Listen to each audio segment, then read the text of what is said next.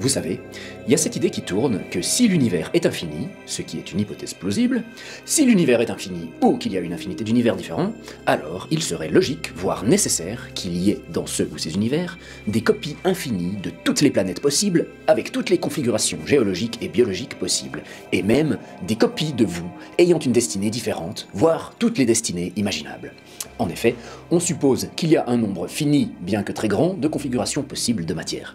Et donc, dans un univers infini, ces configurations finiraient bien par se répéter.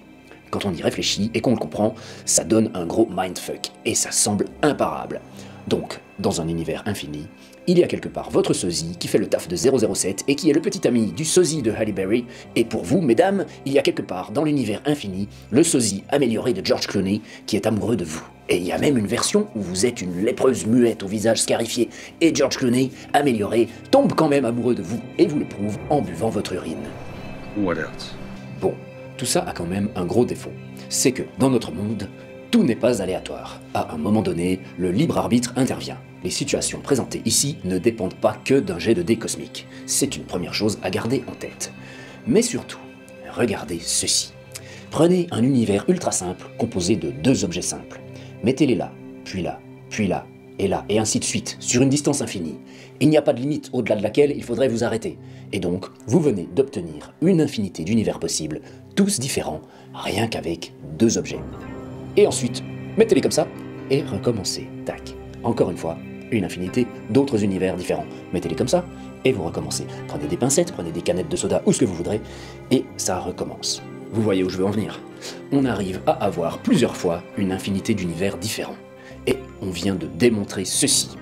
Le fait qu'il y ait une infinité d'univers ou un univers infini n'implique pas que toutes les variantes possibles se réalisent. Donc, désolé les gars, mais c'est non. Une autre illustration de ce paradoxe des infinis, c'est de supposer que grâce à la magie des probabilités, les décimales de pi, elles aussi infinies, abritent forcément quelque part dans leur gigantisme toutes les suites de nombres imaginables, et que donc, en code numérique, on pourrait y retrouver toute l'œuvre de Shakespeare et toutes les œuvres humaines, à l'envers et à l'endroit, dans n'importe quelle langue, avec toutes les variantes possibles et imaginables. Et bien sûr, le code de tous les fichiers vidéo que vous pourrez imaginer. Donc, George Clooney amélioré qui boit votre urine, si ce n'est pas possible dans la réalité, on peut en revanche imaginer un film qui présente cette situation, et ce film serait alors bel et bien encodé quelque part dans les décimales de pi, en haute définition, avec une piste pour l'odeur. Et il y a même une version où George Clooney boit votre urine avec un peu de lait. What else? Et je pense que la réfutation est la même que pour les univers infinis. Là, on entre dans quelque chose d'un peu plus abstrait, plus insaisissable, et je ne suis pas sûr d'avoir fait le tour de la question sans aucune erreur. Ce que je fais avec ces vidéos de science philo, c'est essayer de proposer des pistes qui doivent être partagées pour donner des idées à d'autres et faire avancer la science. Donc, si vous connaissez des gens qui sont dans le game, faites-leur péter la disquette. Bref, avec les nombres, c'est plus compliqué, parce qu'on n'est pas forcément dans le réel. Ça n'aide pas à se représenter les choses. Mais allons-y. Si on prend des nombres organisés, comme 0,1, 2, 3, 4, 5, 6, 7, 8, 9, 10, 11, 12, 13, 14, 15, etc., il est vrai qu'on finira par atteindre n'importe quel nombre gigantesque voulu. Donc oui, là, on encode le film de tout ce que vous voudrez faire à George Clooney, amélioré ou pas. Par contre, pour un nombre comme pi, c'est plus compliqué. Il faut déjà savoir si ces décimales sont aléatoires ou si elles suivent une certaine règle de construction. Perso, la seconde option me paraît plus plausible. Il doit y avoir une certaine logique géométrique dans la construction de pi. Et dans ce cas, on peut supposer que cette logique ne permette pas d'obtenir n'importe quelle suite voulue. Donc, pas de Shakespeare. Et si pi est au contraire aléatoire, je pense qu'on se retrouve alors face au même cas de figure qu'avec nos univers infinis.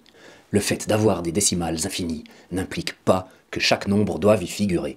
L'explication est moins claire qu'avec nos univers bien concrets, mais je vois ça comme ça. Imagine que tu peux formuler en français tous les nombres jusqu'à l'infini. Tu peux facilement arriver à des nombres gigantesques sans trop te fouler en ajoutant des puissances de puissance. Et il n'y a pas une limite au-delà de laquelle le langage ne permettrait plus de continuer. Tu peux toujours ajouter plus 1 à la fin de ta phrase. C'est comme avec mes pièces de monnaie. Tu peux partir à l'infini, et après, tu refais tout ça dans une autre langue, et tu obtiens à nouveau une infinité de phrases possibles. Et pi n'aura jamais la cadence, la densité de tentatives nécessaires pour tout encoder. À chaque fois qu'on avancera dans ces décimales, on verra s'accumuler les occasions manquées, parce qu'il y a une beaucoup plus grande densité de phrases possibles que d'occasions pour pi d'en tenter l'encodage. De même, pour revenir à une image plus facile à saisir, on peut voir dans un univers infini que le nombre d'atomes sera partout et à jamais bien plus élevé que le nombre d'étoiles. Les deux sont infinis, mais ont une cadence de comptage bien différente. Et quelle que soit la taille du morceau d'univers que tu prendras en compte, aussi loin que tu ailles vers l'infini, le nombre d'atomes sera toujours irrémédiablement plus grand que le nombre d'étoiles. Et pourtant, les mathématiques actuelles ne font pas de différence. 3 fois l'infini égale l'infini. Le problème en fait, c'est que l'infini n'est pas un nombre. Aussi loin qu'on aille vers l'infini, chaque nombre qu'on y rencontrera sera irrémédiablement fini. L'infini n'est même pas une limite, dans le sens où il n'a pas de fin. C'est un concept immatériel. Quand on l'utilise en mathématiques, cela mène à des paradoxes, parce que ce n'est pas un nombre. On ne peut pas l'utiliser comme tel dans une équation. D'ailleurs, le zéro, son opposé, n'est pas vraiment un nombre non plus. C'est ce qui symbolise l'absence de nombre. Dans un calcul, soit il est inutile, soit il réduit l'expression de sorte à la rendre inutile. C'est un antinombre, ce qui ne veut pas dire que le zéro ne sert à rien. Mais, comme son opposé l'infini, it's not a number.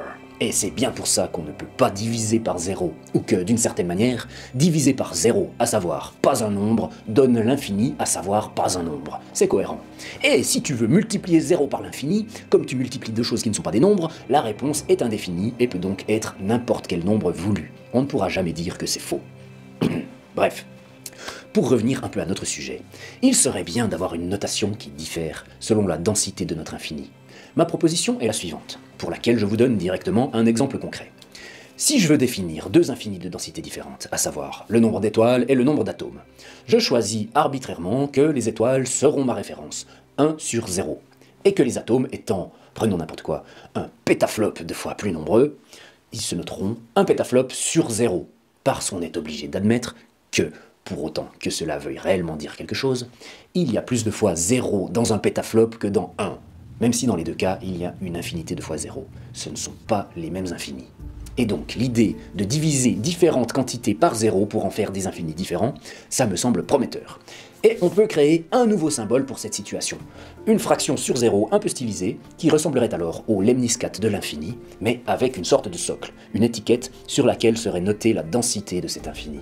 Toujours par rapport à une référence arbitraire qu'on choisit pour être pratique dans le cas étudié. Voilà, une proposition pour appréhender mathématiquement cette affaire. À nous tous de la développer maintenant. Les infinis n'ont donc pas tous le même rythme, dans Pi comme dans l'univers, dans le temps comme dans l'espace. Les univers multiples infinis seront toujours trop rares par rapport aux quantités infinies de choses qui peuvent s'y produire.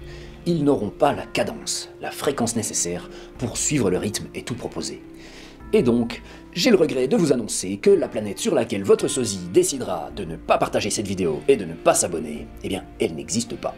Et ça, je suis sûr qu'au fond de vous, vous le saviez déjà.